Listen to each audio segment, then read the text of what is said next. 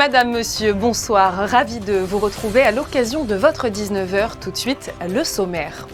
Ce matin, le maire de Monaco, Georges Marsan, a tenu une conférence de presse. Et il s'agissait là donc de sa première prise de parole officielle depuis le début des événements judiciaires qui l'ont tenu éloigné de la mairie ces derniers mois. Vous l'entendrez dans quelques instants.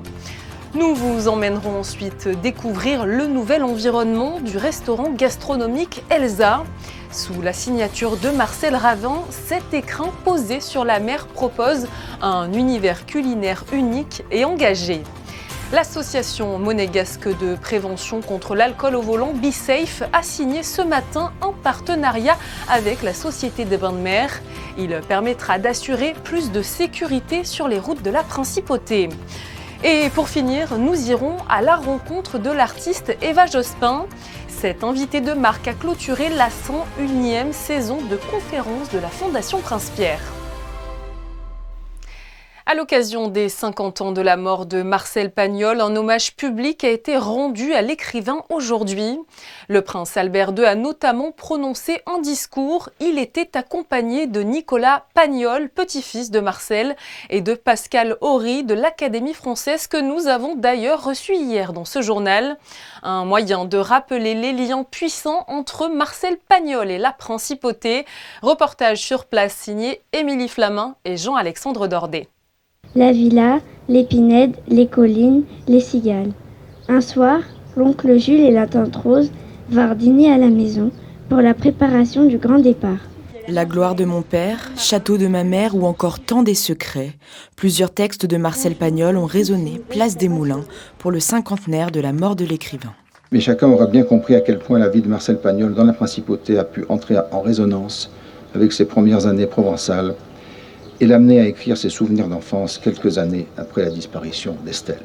Marcel Pagnol voulut que La gloire de mon père, Le château de ma mère et Le temps des secrets, les 3 volumes dont nous entendons aujourd'hui des extraits grâce aux voix des jeunes élèves du cours Saint-Maur, et je les remercie, soient publiés à Monaco aux éditions Pastorelli, une maison créée pour l'occasion par son ancien banquier devenu son ami, Clément Pastorelli. Plus qu'un lieu de création, Monaco était pour l'auteur un vrai lieu de vie durant près de 11 ans.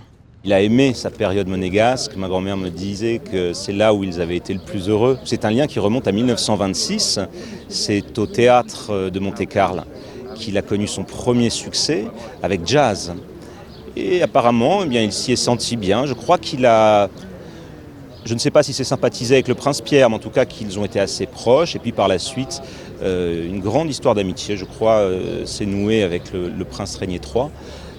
Marcel a siégé au conseil littéraire de Monaco. Il a conseillé le prince, je pense, dans sa politique culturelle. Il a été président du premier festival de télé de Monte-Carlo. Puis il a habité ici de 1949 à 1954.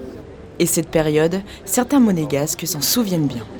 Bon, là, c'est photo de Marcel Pagnol avec mon frère devant la porte de l'établissement que tenaient mes parents. Et là, c'est une photo en cours de tournage des Lettres de mon moulin, parce que mon frère est grimé dans le personnage du poète Joseph Roumani. Nous étions amis avec les Pagnol. Marcel Pagnol venait régulièrement ici, à la brasserie. Mon frère allait à la Lestra, travailler avec lui. Nous allions à la Gaude aussi.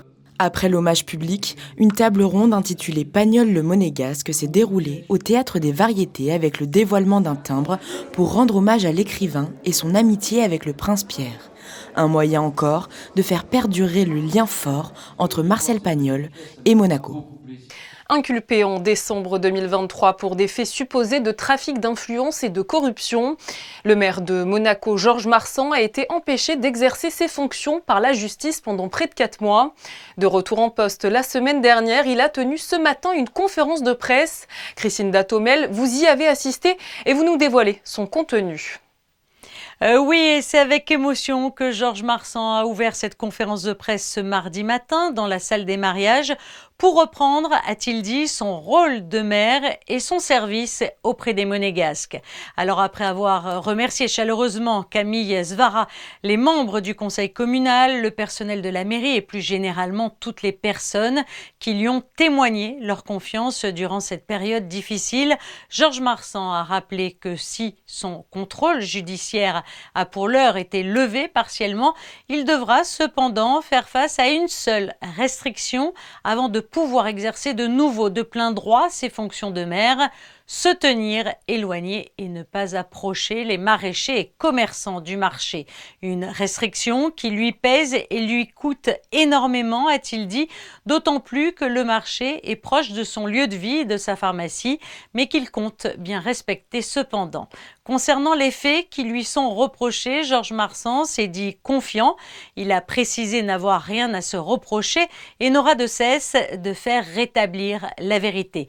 Toutefois, le maire a précisé n'avoir rien d'autre de plus à déclarer sur le dossier, préférant laisser l'enquête suivre son cours. Mais il dit avoir été choqué par les dernières annonces parues dans la presse. S'agissant pour lui d'une divulgation du secret de l'instruction, Georges Marsan a confié qu'il déposera plainte prochainement contre X auprès du procureur. Avant de clôturer la conférence de presse, Georges Marsan a expliqué comment les semaines à venir allaient se dérouler. Je vous propose de l'écouter. En premier lieu, la fin de l'année sera marquée par les aménagements de la médiathèque et de la nouvelle salle de spectacle dans l'îlot Pasteur, ainsi qu'une salle de répétition à la pointe pour permettre à nos talents locaux de s'exprimer. Également, la crèche de Monte-Carlo, à l'instar de celles qui ont ces dernières années bénéficié de la politique de l'institution communale en faveur des familles, cette crèche va bénéficier d'une rénovation complète dans les prochains mois. Et plus près de nous, après plusieurs rénovations en mairie, ce sera donc le tour de la salle du Conseil qui devrait ouvrir ses portes prochainement. Sans oublier, bien sûr, le jardin exotique dont nous attendons tous la réouverture et pour lequel les travaux se poursuivent tout au long de l'année. Donc ouverture prévue fin 2024, mais plutôt premier semestre 2025. Alors, vous l'avez entendu, Georges Marsan se dit serein et son retour à la mairie s'annonce d'ores et déjà studieux afin de répondre donc au plus vite aux attentes des Monégasques. Merci à vous, Christinda, pour toutes ces informations sur la prise de parole ce matin du maire Georges Marsan. On vous retrouve à la fin de ce journal pour faire le point sur les prévisions météo du mercredi 17 avril. La sécurité routière est une préoccupation majeure en principauté. Et pour lutter contre les dangers de l'alcool au volant, en particulier chez les jeunes, BeSafe Monaco a été créée en 2017. Cette association monégasque a pour mission de sensibiliser, prévenir et informer sur les risques liés à la conduite en état d'ébriété. Ce mardi, pour poursuivre leur action en ce sens, un partenariat a été signé avec la Société des Bains de Mer. Je vous propose d'écouter Camille Gottlieb, la présidente de l'association BeSafe, et Stéphane Valéry, le président délégué de la SBM. C'est un immense honneur pour nous et surtout que cette cause soit enfin mise en avant par les sociétés privées ou publiques de Monaco. Et je pense que c'est une cause qui nous concerne tous, jeunes, moins jeunes, grands, petits. Enfin, c'est vraiment tout âge, toute échelle sociale. En fait, ça concerne vraiment tout le monde. Et comme je l'ai dit précédemment dans mon discours, ça peut concerner en tant que conducteur, en tant que passager, mais surtout en tant que personne qui était là au mauvais endroit, au mauvais moment. Donc c'est vraiment un immense honneur pour nous qu'une aussi grande entreprise et société qu'est la Société des Bains de Mer nous fasse confiance et nous aide sur ce projet. On a été évidemment très attristés comme tout le monde des drames qui sont arrivés sur la route. Ça nous a donné envie vraiment de nous engager, donc on a appelé la présidente Camille Gottlieb et son équipe pour voir comment on pourrait les aider davantage. Donc il y a bien sûr un ensemble de prévention, d'abord de nos équipes, de nos personnels, ceux qui gèrent les restaurants festifs, les bars, les discothèques du groupe Monte-Carlo SBM, donc pour qu'ils soient très vigilants sur l'attitude qu'ils ont pour contrôler les abus de certains clients. Et on a voulu leur donner davantage de moyens. Donc leur demande, on l'a satisfaite, c'est une navette de plus qui sera à leur disposition, pas seulement pour nos établissements d'ailleurs, mais pour l'ensemble de la principauté. On va donc embaucher 2 chauffeurs et les mettre à disposition de cette navette qui permettra tout le mois de juillet et tout le mois d'août, là où la demande est la plus forte, de raccompagner les gens qui ne sont pas, d'après nous, en état de reprendre le volant. Et ces propos étaient recueillis par Vanessa Dessy sur des images d'Olivier Bonello. Le Monte Carlo Beach a rouvert ses portes avec pour l'occasion de nombreuses nouveautés. D'abord, l'arrivée de René Blino, désormais directeur de l'établissement. Et côté gastronomique, celle du chef Marcel Ravin au sein du restaurant Elsa. Il y propose une carte autour du thème jardin marin, aussi surprenante que raffinée. Émilie Terrasson et Alexandra Marongoni sont allées la découvrir. Une cuisine durable et environnementale, c'est le pari que fait le chef Marcel Ravin pour le restaurant Elsa. Au cœur du Monte Carlo Beach, cet établissement gastronomique propose une cuisine délicate, tournée vers les saveurs de la Méditerranée et de la terre azuréenne. En cuisine, le chef partage son savoir avec son équipe. Alors à titre personnel, ce sont des retrouvailles puisque j'ai eu le plaisir de travailler avec le chef Ravin au Monte Carlo Bay. Dès l'ouverture de l'hôtel. Et là, on se retrouve. Il m'a avoué que ça faisait très longtemps qu'il voulait venir et on est ravis de l'accueillir. On va monter en gamme parce qu'on bénéficie de son expérience, de sa créativité, de ses 2 étoiles au Blue Bay et ici avec de nouveaux objectifs très forts. Redonner aussi, ça me tient à cœur puisque moi qui suis là depuis 12 ans, de redonner au restaurant Elsa ses lettres de noblesse véritablement. Dressé au-dessus de la mer, le cadre du Elsa est un véritable atout. Cette année, le Monte Carlo Beach accueille également son nouveau directeur, René Blino. La réouverture du Elsa et son changement de chef s'inscrit dans l'objectif de continuer à faire de ce lieu un incontournable de la Côte d'Azur. Le positionnement est assez magique puisque la thématique du restaurant est jardin marin. Et donc Marcel nous apporte toute cette couleur locale et ces saveurs locales avec un restaurant qui a les pieds dans l'eau.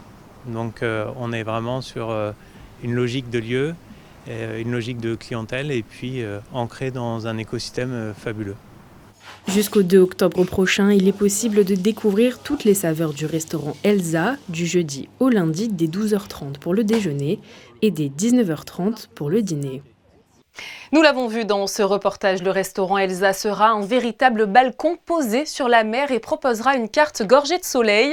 Pour nous en dire plus sur les saveurs qui seront proposées, nous recevons sur Monaco Info Marcel Ravin, chef doublement étoilé du restaurant Le Blue Bay et qui prend donc désormais également la direction des cuisines d'Elsa. Bonsoir à vous.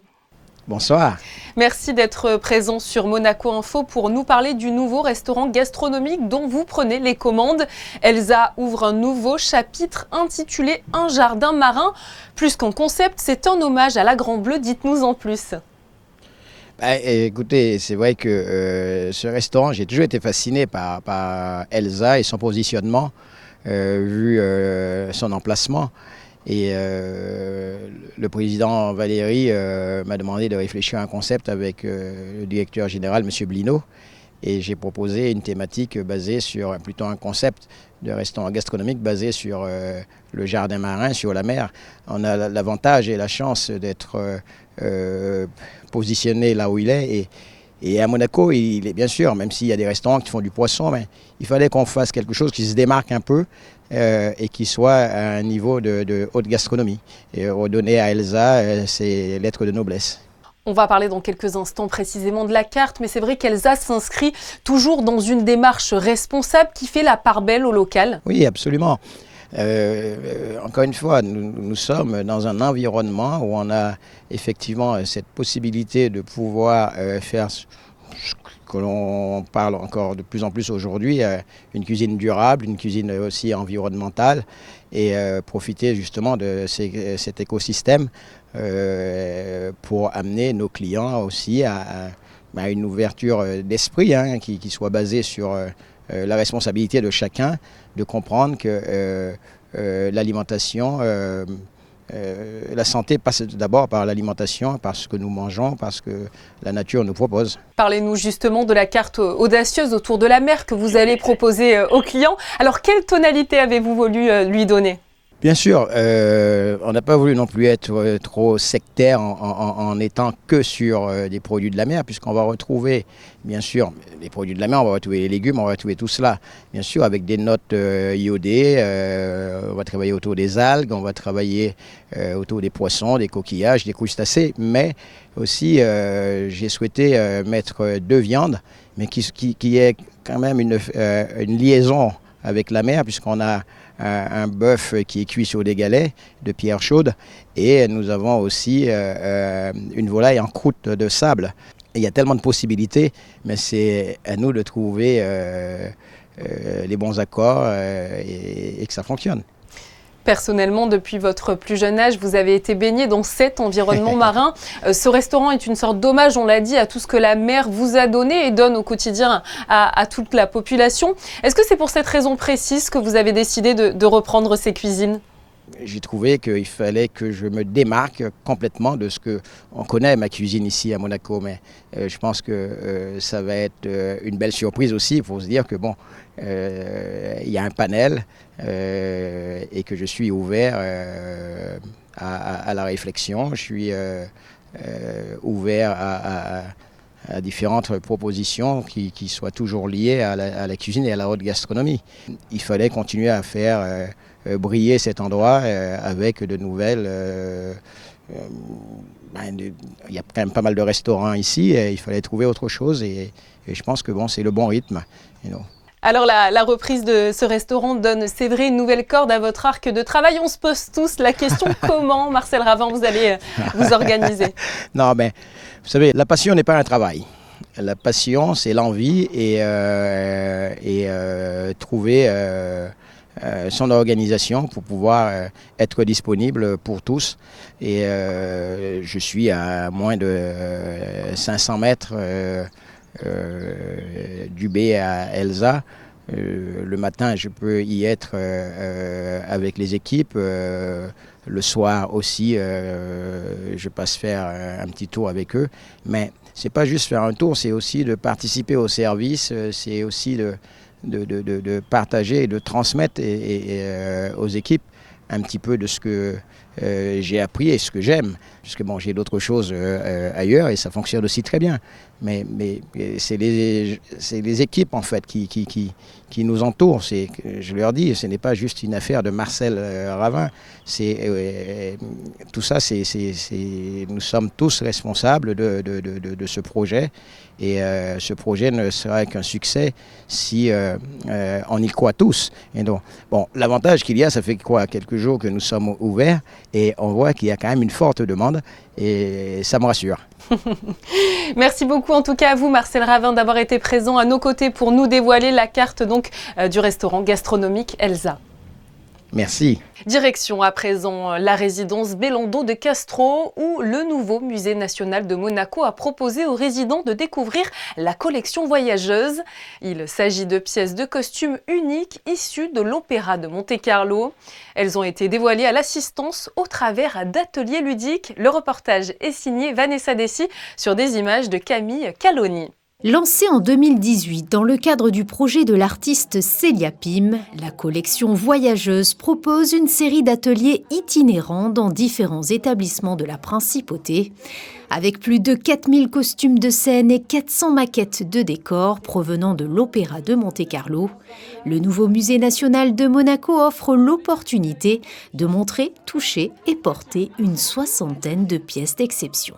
Ce que vous voyez ici, c'est une collection d'études, une partie donc de ces costumes qui sortent des réserves et qui vont à la rencontre des personnes en principauté. Ce projet est intergénérationnel puisqu'en effet, on intervient en public scolaire, mais également aussi en public associatif, dans des institutions médicales ou comme aujourd'hui en résidence senior autonome. Accompagnée de ses étoffes, broderies, coiffes et accessoires, l'équipe de médiation du musée anime différents ateliers créatifs pour le plus grand bonheur de son public. Formidable, on a passé une matinée exceptionnelle. J'adore de toute façon, j'adore l'opéra, j'adore le dessin, j'adore la musique. Alors je suis dans mon contexte, quoi. C'est bien, c'est toujours intéressant pour moi, mais bon, il y a toujours le pour et le contre. Hein. Il y en a qui ne veulent pas se déguiser, il y en a d'autres... Moi, j'ai toujours aimé ça. Bon, on a passé une très bonne matinée, tous ensemble. On rencontre beaucoup de personnes et c'est comme ça que se fait l'amitié entre l'art et puis les relations humaines. La collection voyageuse se déplacera très prochainement à la résidence Acquietuline. Après un détour par Bruxelles et l'intervention de Philippe Geluck, le cycle de conférences 2024 de la Fondation Prince-Pierre s'est poursuivi lundi soir au Théâtre des Variétés. C'est l'artiste plasticienne Eva Jospin qui est venue faire découvrir son univers et son approche unique de la sculpture. Elle crée des paysages raffinés et complexes à base de carton. Et Patricia Navarro l'a rencontrée. Bonsoir Eva Jospin. Bonsoir Patricia. Vous êtes sur la scène du Théâtre des Variétés pour participer au cycle de conférences de la Fondation Prince-Pierre. Les artistes, bien souvent, aiment le calme précieux de leur atelier propice à la créativité. Cet exercice, donner une conférence pour partager son processus créatif, c'est un exercice que vous appréciez ou que vous redoutez quelque peu ? Je le redoute pas parce qu'en fait, quand je dois le faire, ce qui m'arrive de temps en temps, je prépare rien pour garder une forme de spontanéité, mais en même temps, je connais bien mon sujet puisque c'est ce que je fais toute la journée, alors c'est pas trop difficile d'en parler. Oui, alors vous avez notamment été invité pour évoquer cette relation qui est au cœur de votre travail entre la culture d'une part et la nature d'une autre part. Les deux se nourrissent de l'autre ou aussi est-ce que l'une, la culture, par la beauté qu'elle reflète, en utilisant l'autre comme une source d'inspiration, peut contribuer à protéger cette dernière? Est-ce que la culture peut aider et sauver la nature? En tout cas, parfois, la culture a sauvé la nature. Par exemple, la forêt de Fontainebleau, c'est une forêt qui a été sauvée par des artistes parce que justement, c'était un lieu qu'ils aimaient, qu'ils peignaient. Et donc, il y a des miracles comme ça parfois. Et puis, il y a des lieux très industriels comme le parc des Buttes-Chaumont, par exemple, qui était une ancienne carrière abandonnée, qui est devenu un parc merveilleux pour les Parisiens. Donc, il y a des beaux exemples. Il y a aussi les exemples exactement contraires, mais on va s'attacher aux exemples réussis. On gardera le meilleur. Le titre de cette conférence mentionne l'exploration de ses folies. Il faut avoir une puissance mentale très importante pour libérer et laisser s'exprimer son talent artistique. Je crois que c'est quelque chose qui se passe progressivement. Donc, heureusement, parce que si c'était une explosion comme ça serait un peu compliqué. Donc, on commence d'abord par être pris par l'amour des œuvres, en tout cas pour moi c'était comme ça, et fasciné par des œuvres des autres, et puis influencé par eux, et petit à petit il y a une petite musique plus personnelle qui finit par monter, on affirme ses goûts, son choix, son chemin, et tout ce travail en fait que je fais est aussi beaucoup lié à cette idée de promenade, de déambulation, de parcours, donc tout est devenu cohérent, mais ça prend du temps, et c'est pas du tout quelque chose qui arrive du jour au lendemain. Mais comment procédez-vous? C'est tellement bien fait et saisissant de réalité que l'on se demande comment vous parvenez à ce résultat en partant de simples petites parois en carton. Mais je pense que tout l'art, c'est l'art de fabriquer, voilà, comme la peinture, la sculpture, etc. Mais même l'art du boulanger, l'art de la technique, c'est quand même toujours de partir d'un matériau qui n'est pas destiné à ce qu'on en fait et de le transformer. Donc c'est cette alchimie, cette métamorphose du matériau vers l'œuvre qui fait toute œuvre d'art, n'importe laquelle, la mienne autant qu'une autre au fond.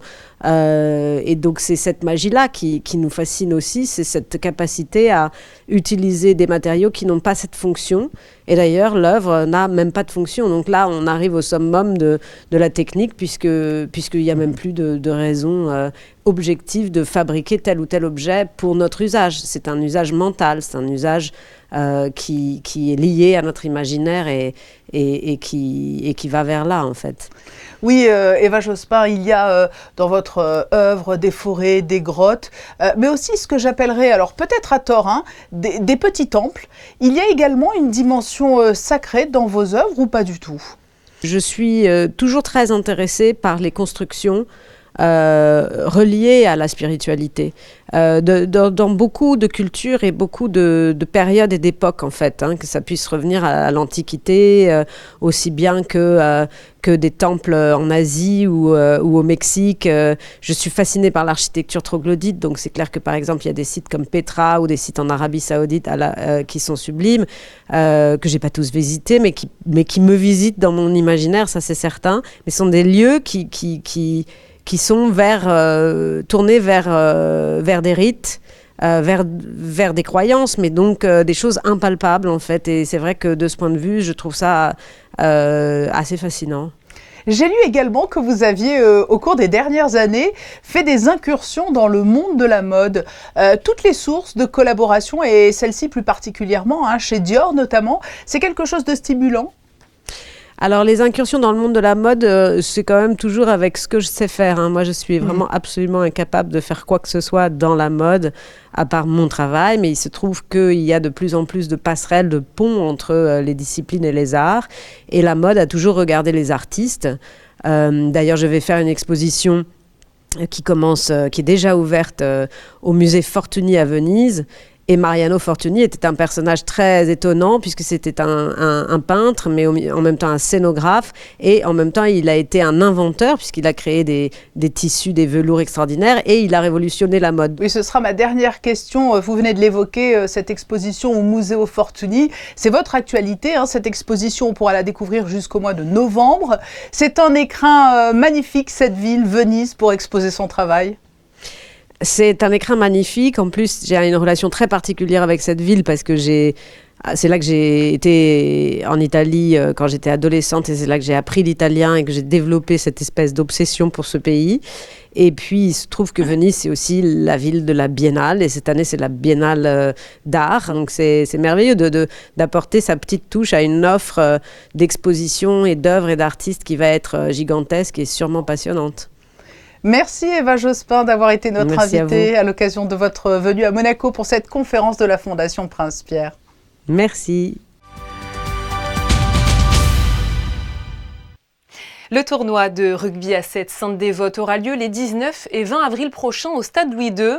Pour cette 12e édition, 24 équipes U12 de 21 pays différents tenteront de remporter cette prestigieuse compétition internationale organisée par la Fédération monégasque de rugby.